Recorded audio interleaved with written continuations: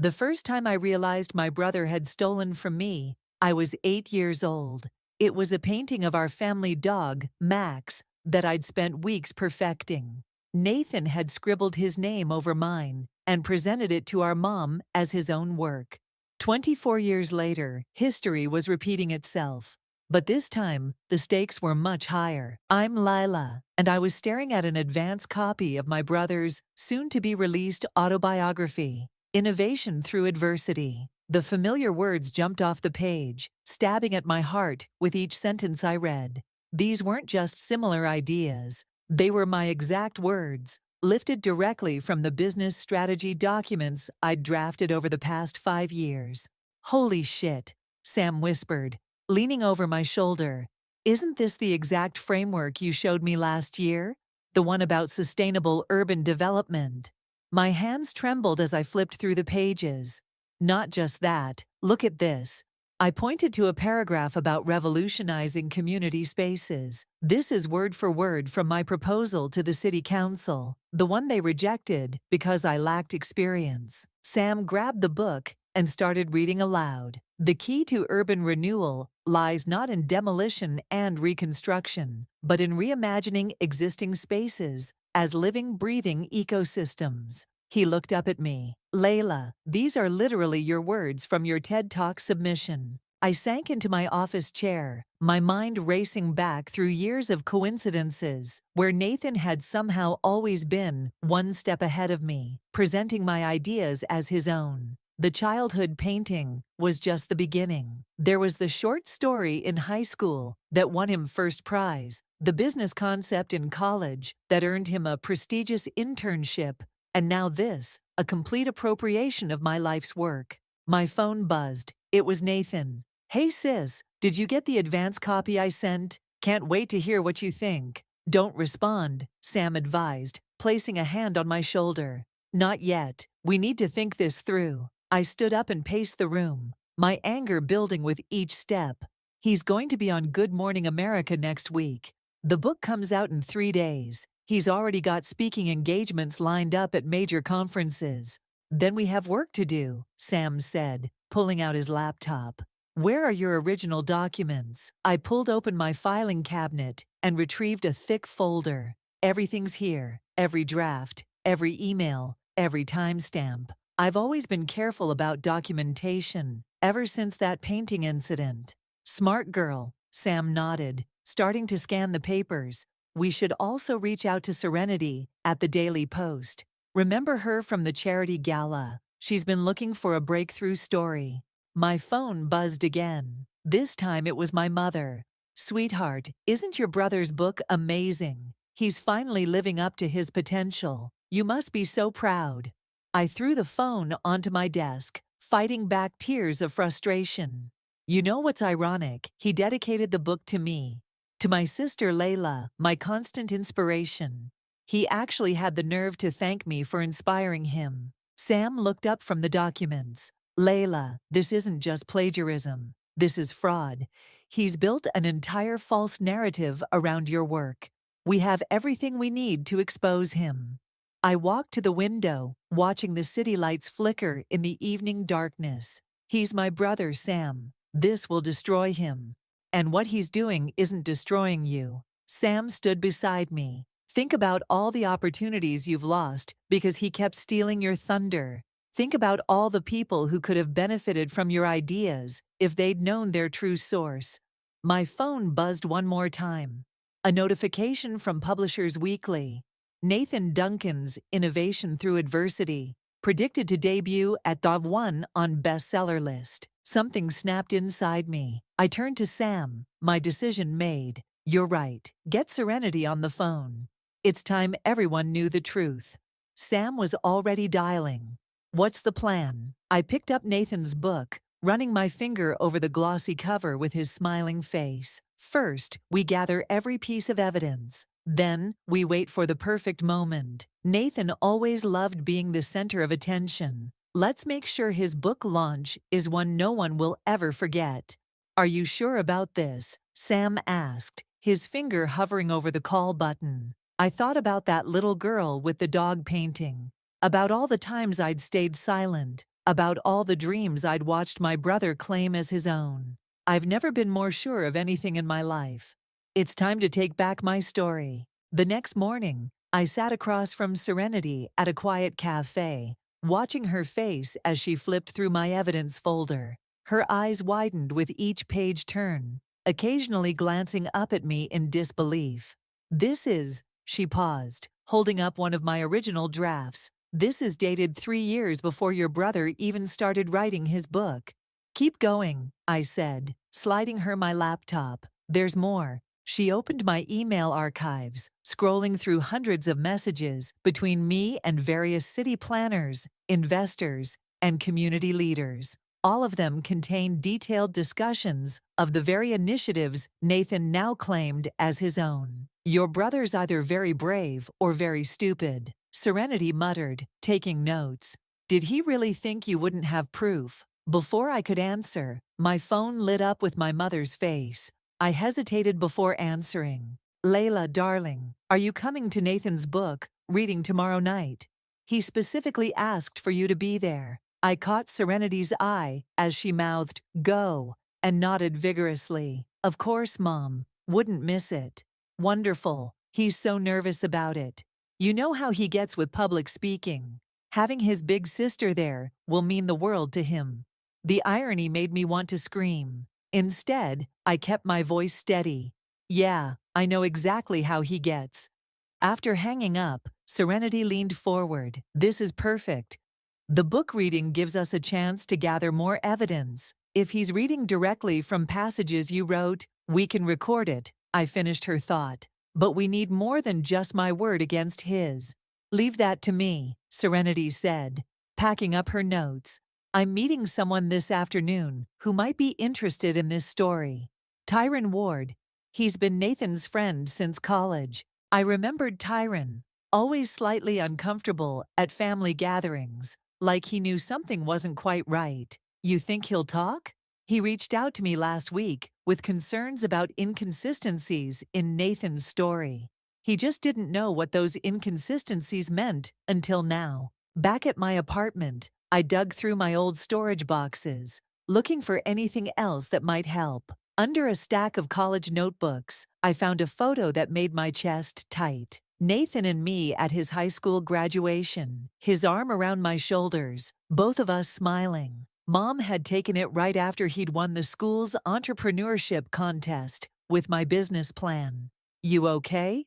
Sam's voice came from the doorway. He'd been helping me search through old files all afternoon. Found another one, I said, holding up a notebook. The original drafts of the community garden project. Look at the date, Sam whistled low. 6 years ago, way before Nathan's revolutionary idea for urban farming. My phone buzzed with a text from Serenity. Just met with Tyron, he's in. Says he has emails that prove Nathan asked for your old business plans for research. Meeting him tomorrow morning. It's really happening, isn't it? I said, more to myself than Sam. You can still back out, Sam reminded me. Family is complicated.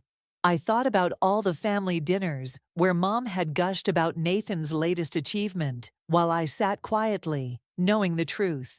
About Dad before he passed, telling me to let Nathan have his moment when he won that contest with my work. Family is complicated, I agreed, but the truth is simple. My phone buzzed again. Nathan this time. Can't wait to see you at the reading tomorrow. Got a special surprise planned. Love you, sis. Special surprise? Sam raised an eyebrow. Knowing Nathan, he's probably planning to publicly thank me for being his inspiration, I said bitterly. He's always been good at hiding his lies in plain sight. I spent the next hour picking out my outfit for the reading. Something professional, but understated. No need to draw attention away from the star of the show.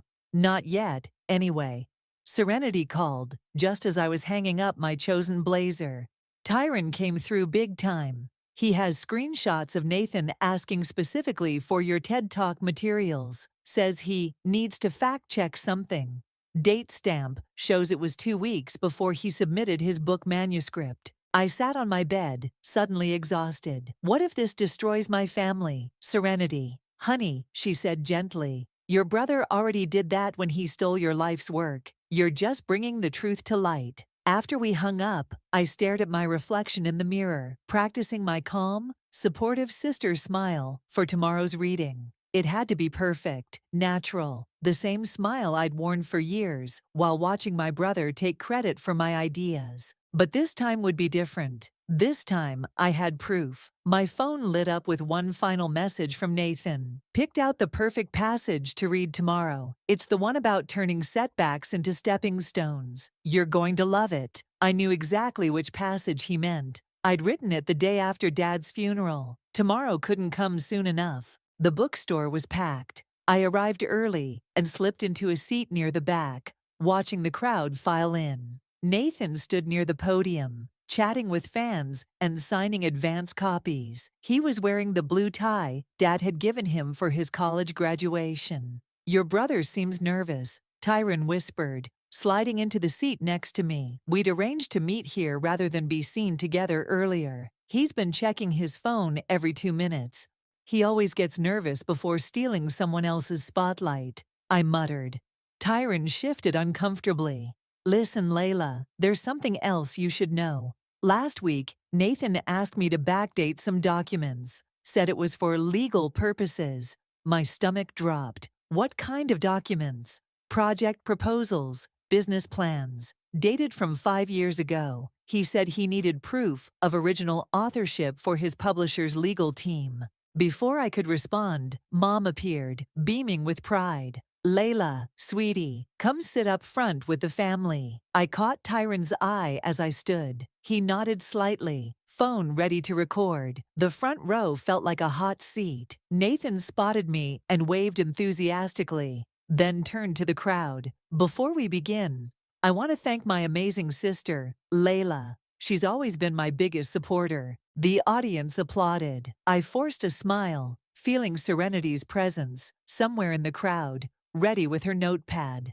Nathan opened his book, and I recognized the page immediately. This passage is particularly special to me, he began. I wrote it during one of the darkest moments of my life. My hands clenched as he read my words about Dad's death, about turning grief into motivation. I'd written those words through tears, alone in my apartment the night after the funeral. Now Nathan was performing them like an actor, his voice catching at all the right moments. My phone vibrated.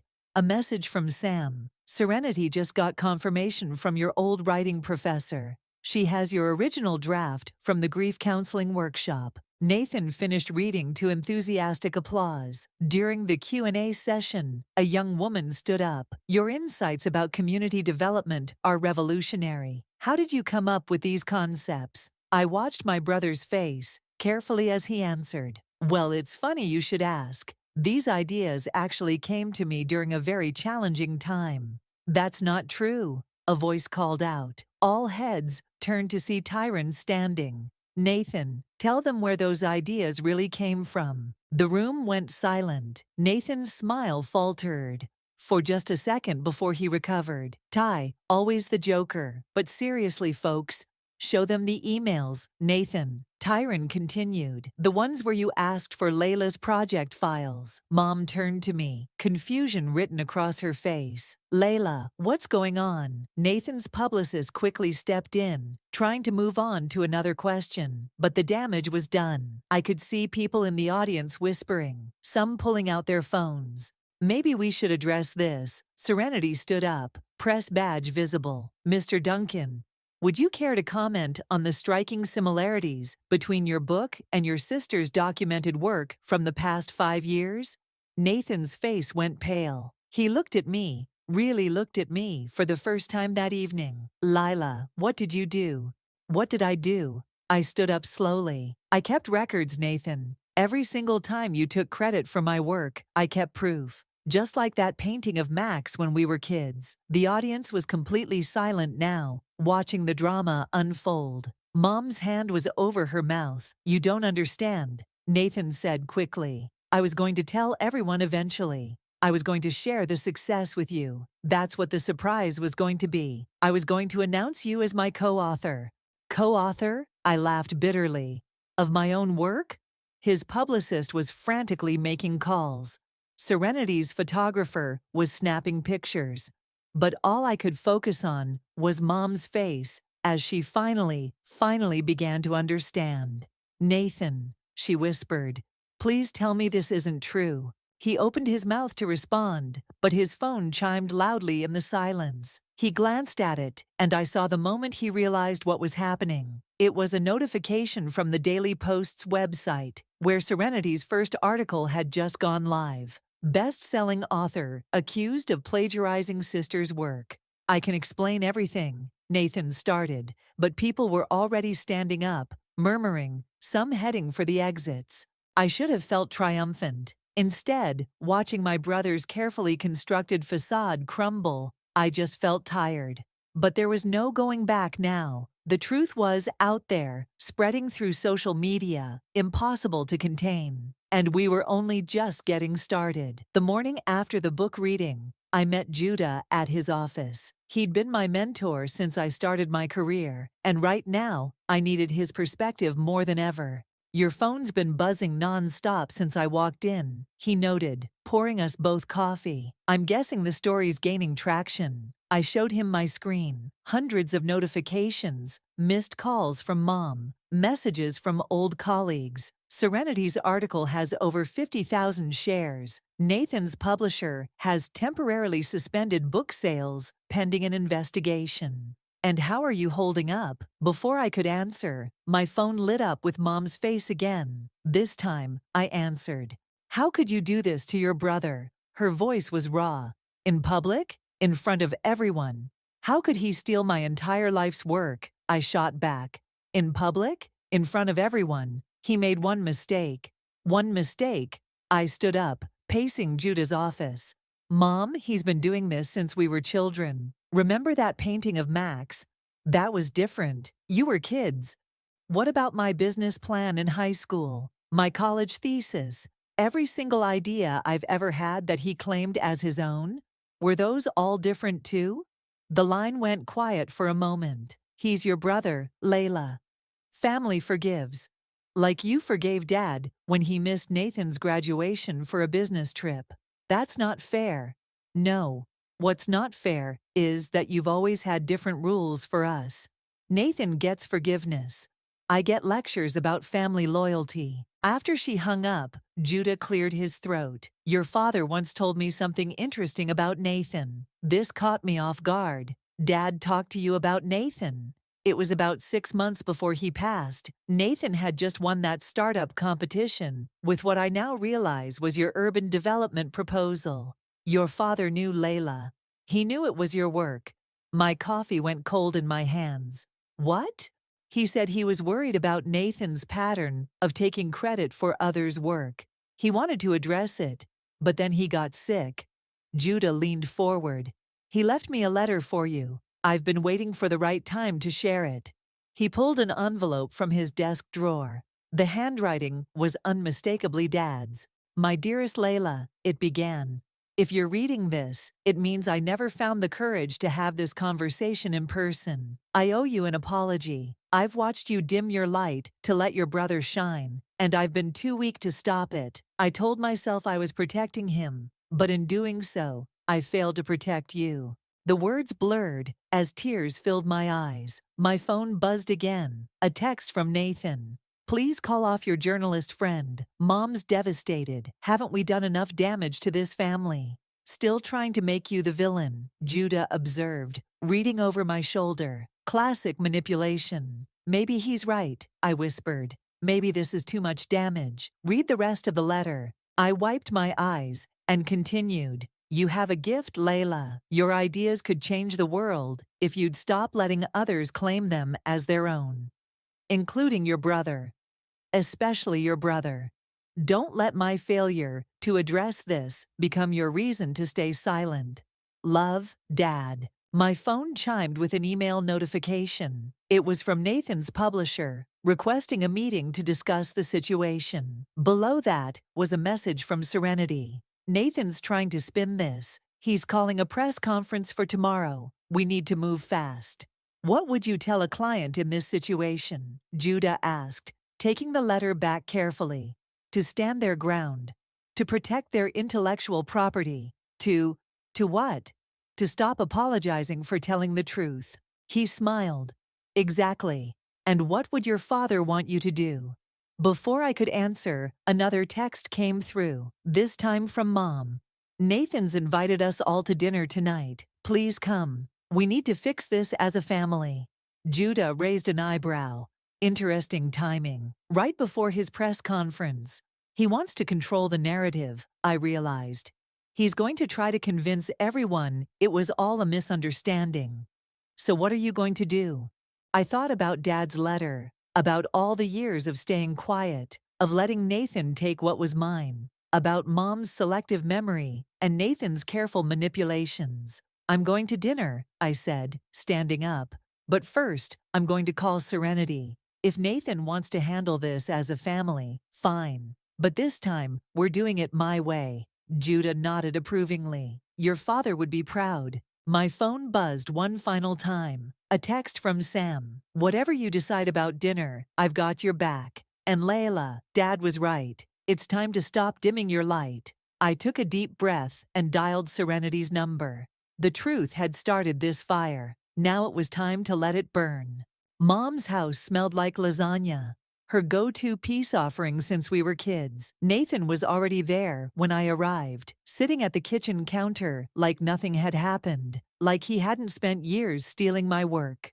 Layla, he stood up, arms open for a hug. Can we please talk about this rationally? I stepped back. Sure, let's talk rationally about how you plagiarized my entire portfolio. Ladies, Mom interrupted, setting down the lasagna. Let's eat first. Everything's better after food. We sat in tense silence, the only sound the scraping of forks against plates. My phone vibrated in my pocket, Serenity confirming she had everything ready for tomorrow.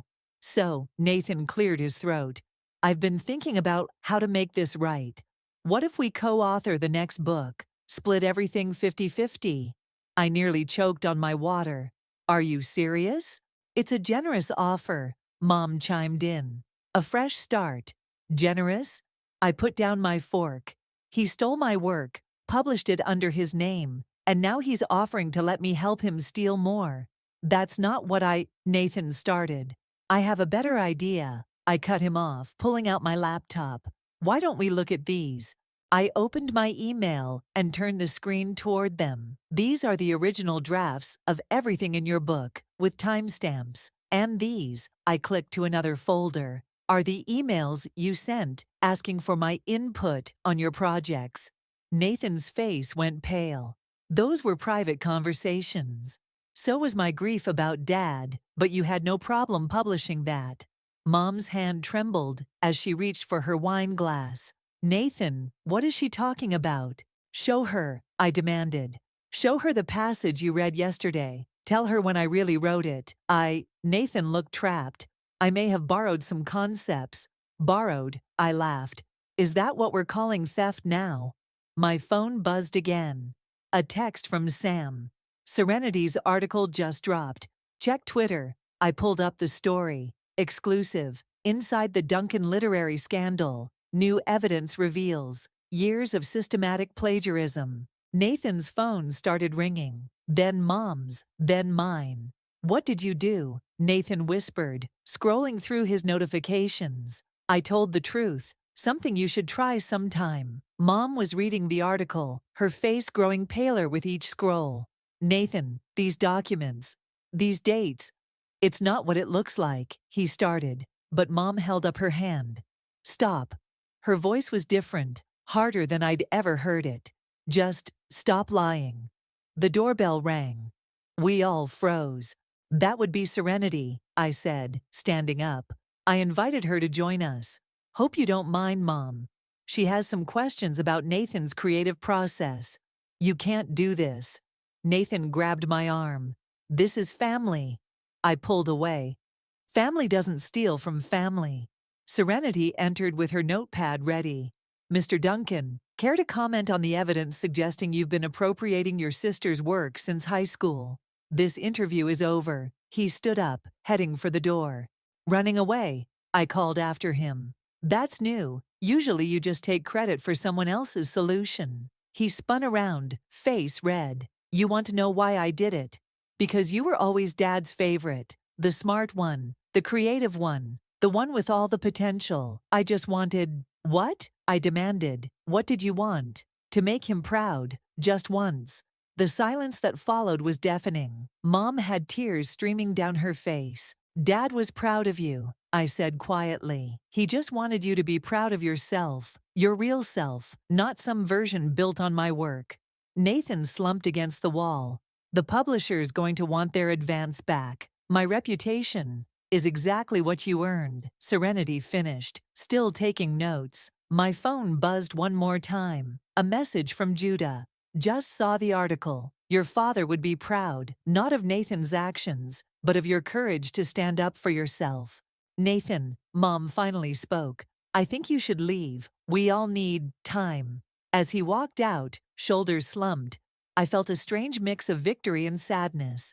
This wasn't how I'd imagined our family dinner going when we were kids, playing house and sharing dreams. Ms. Duncan, Serenity turned to me. Would you like to make a statement about your plans moving forward?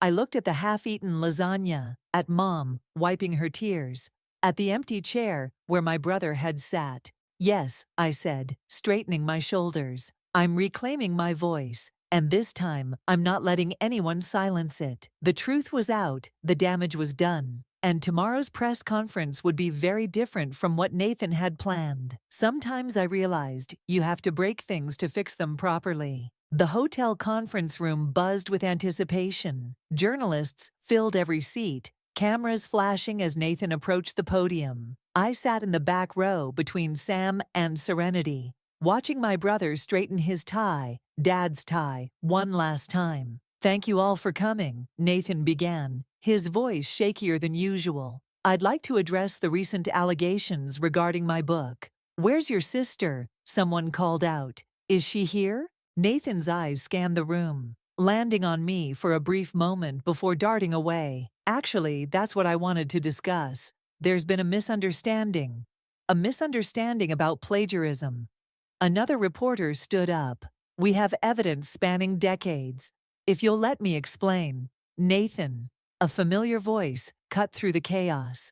Mom stood up from her seat in the front row. I hadn't even noticed her come in. Tell the truth, please, just once. The room went silent. Nathan gripped the podium, knuckles white. Mom, My phone vibrated. A text from Tyron. Check your email, now. I opened it to find dozens of forwarded messages. Conversations between Nathan and his publisher from months ago. My heart stopped as I read them. The publisher knew, I whispered to Serenity. They knew the work was stolen and published it anyway. Serenity's eyes widened as she read over my shoulder. She stood up immediately. Mr. Duncan, would you care to comment on these emails, showing your publisher was aware of the plagiarism before the book's release? The room erupted. Nathan's publicist rushed to the podium, but it was too late. Reporters were already pulling up the forwarded emails on their phones. Is this why the press conference was called? Someone shouted. To get ahead of this story. Nathan looked like he might faint. I can explain. Let me. I stood up, making my way to the podium. The room fell silent again. Those are my words, in that book. My ideas, my experiences, even my grief over our father's death. And now we know the publisher was complicit in stealing them. Lila, please, Nathan whispered, as I reached the podium. No, I said firmly. You've done enough talking for both of us. Turning to the crowd, I continued. For years, I watched my brother take credit for my work. I stayed quiet because that's what family does, right? We protect each other. But I've realized something. By protecting him, I was hurting myself. And worse, I was denying the world the truth. Mom was crying silently in the front row. Nathan had sunk into a chair, head in his hands. The publisher will be receiving a cease and desist letter from my lawyer this afternoon, I announced. As for my brother, I turned to look at him. I forgive you, Nathan. Not for your sake, but for mine. I'm done carrying the weight of your lies. Breaking news. A reporter in the front row read from his phone. Publisher announces immediate recall of innovation through adversity amid plagiarism scandal. Nathan's publicist was frantically making calls. Cameras were flashing non-stop, but all I could focus on was Mom, who had walked up to the podium and taken my hand.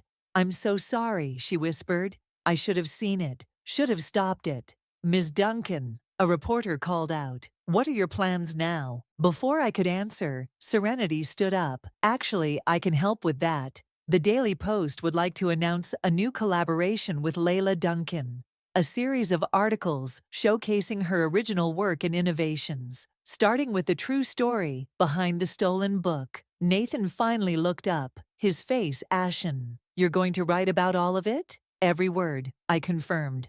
"But this time, under my name." My phone buzzed again. A message from Judah. "Your father's letter is trending online. People are calling it a wake-up call about family dynamics and intellectual theft." The press conference dissolved into chaos after that. Nathan was escorted out by his publicist. Mom stayed by my side as reporters shouted questions. Through it all, I felt strangely calm. Later, as Sam drove me home, he asked, "Was it worth it?" I thought about the years of silence, the stolen ideas, the painful family dinners. Then I thought about tomorrow's headline, already approved by Serenity. "Innovation through truth, the real story behind the year's biggest literary scandal."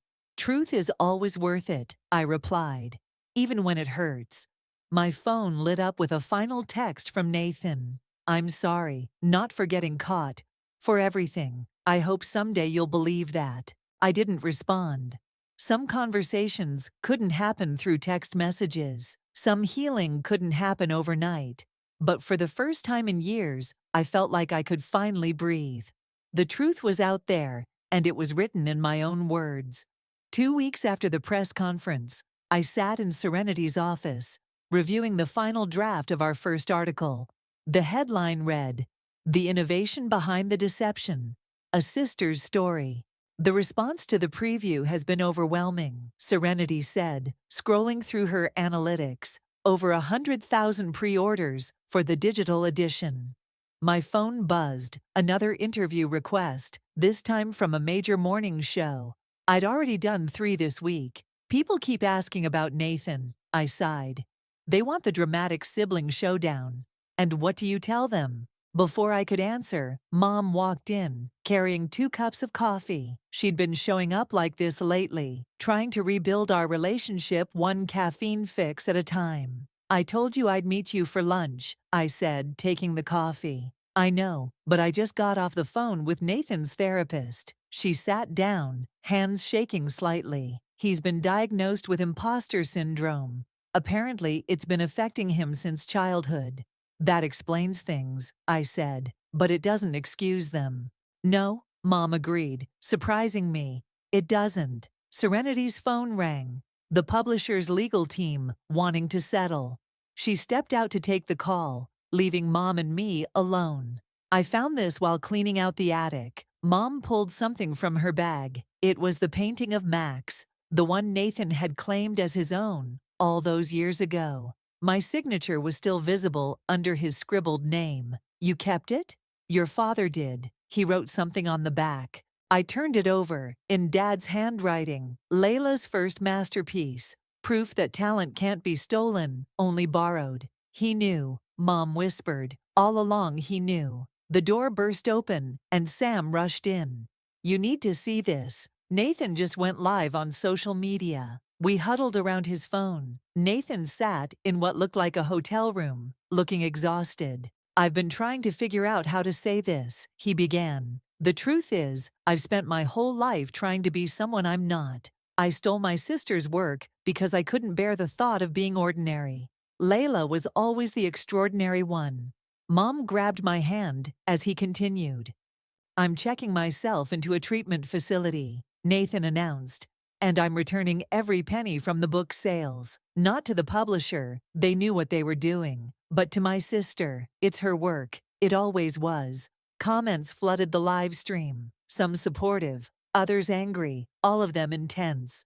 To Layla, Nathan looked directly at the camera. I know you might be watching this. I'm not asking for forgiveness. I'm not even asking for understanding. I just want you to know that Dad was right about you. You are extraordinary, and I'm sorry I tried to dim your light instead of finding my own. The stream ended. The room was silent. Well, serenity had returned. That's going to change the narrative. My phone exploded with notifications, journalists wanting comments, social media going crazy. But one message stood out from Judah. Your father once told me his biggest regret was not helping Nathan find his own path. Maybe now he finally will. What are you thinking? Sam asked quietly.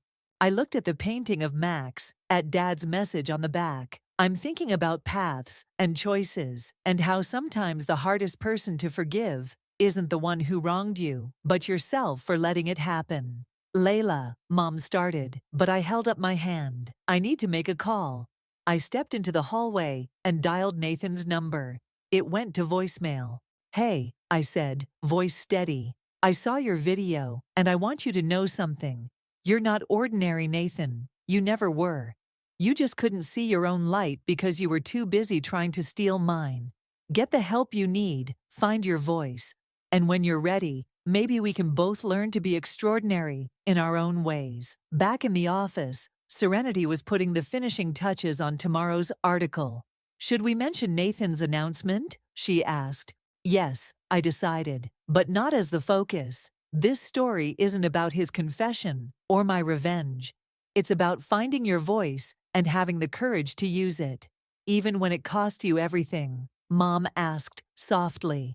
I looked at the painting again, at the two signatures layered on top of each other, a perfect metaphor for our relationship. Sometimes, I said, losing everything is the only way to find what you're really worth. Serenity nodded and typed the final line of the article. In the end, innovation isn't just about new ideas. It's about having the courage to claim them as your own. The autumn breeze carried the scent of coffee from the new community center's cafe, my cafe, built exactly as I'd envisioned it in those original plans Nathan had claimed. The grand opening ceremony was about to begin, and the plaza was packed with familiar faces. Nervous? Sam asked, adjusting the microphone stand.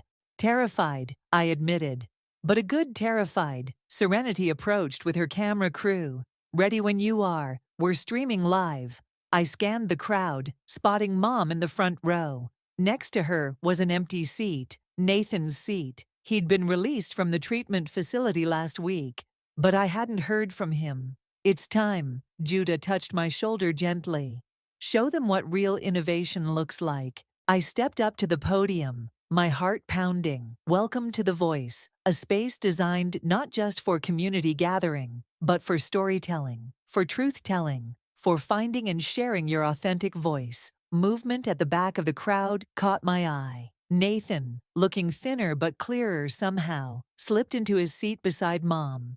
Many of you know my story, I continued, but today isn't about the past. It's about what we build from our experiences, how we transform pain into purpose. The crowd applauded as I cut the ribbon, officially opening the center's doors. Inside, the walls were lined with local artists' work, each piece tagged with not just the artist's name, but their story. This is incredible, Serenity whispered, panning her camera around the space. Every detail exactly as you described in those original documents. Not exactly, I smiled. I made one change. I led them to the central wall, where a familiar painting hung, the one of Max, with both signatures still visible. Beneath it, a plaque read, "Every voice matters, every story deserves to be heard, even the complicated ones." Nathan approached slowly, staring at the painting. You kept it. Some stories need to be remembered, I said.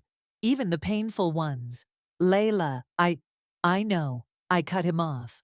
But right now, there's something else you need to see. I guided him to a small office at the back of the center. The nameplate on the door read, Nathan Duncan, Creative Writing Instructor. His eyes widened. What is this? You're good with words, Nathan. Always have been. Maybe it's time you use that talent to help others find their voice instead of taking theirs. After everything I did, because of everything you did, I corrected. Who better to teach about the power of authentic voice than someone who lost and found their own? Mom appeared behind us, tears in her eyes. Your father would be so proud of both of you. Ms. Duncan, a young reporter, called out, "What inspired you to offer your brother this position?" Before I could answer, Nathan stepped forward. My sister taught me that real innovation isn't about being the loudest voice in the room. It's about helping every voice be heard. The reporter's camera flashed, capturing the moment. Nathan and me, standing together, neither overshadowing the other. Later, as the crowd mingled and explored the center, Judah handed me an envelope. Your father left one more letter. He asked me to give it to you when you finally built this place. Inside was a single sentence. Innovation isn't just about new ideas. It's about having the heart to share them, the strength to protect them, and the wisdom to know when to forgive those who tried to take them. So, Sam appeared with coffee. What's next? I looked around at my vision made real. The cafe buzzing with conversation, the workshop spaces filled with aspiring creators, Nathan leading his first writing group, Mom proudly giving tours. Next, I smiled. We listen, we create, we tell our stories, and we tell them in our own voices, Nathan added, joining us. In our own voices, I agreed. My phone buzzed with a notification. Serenity's live coverage was trending. Innovation through healing. How one family turned betrayal into brotherhood. You know, Nathan said quietly, I never actually apologized, not properly. No, I agreed. You didn't. I'm sorry, Layla.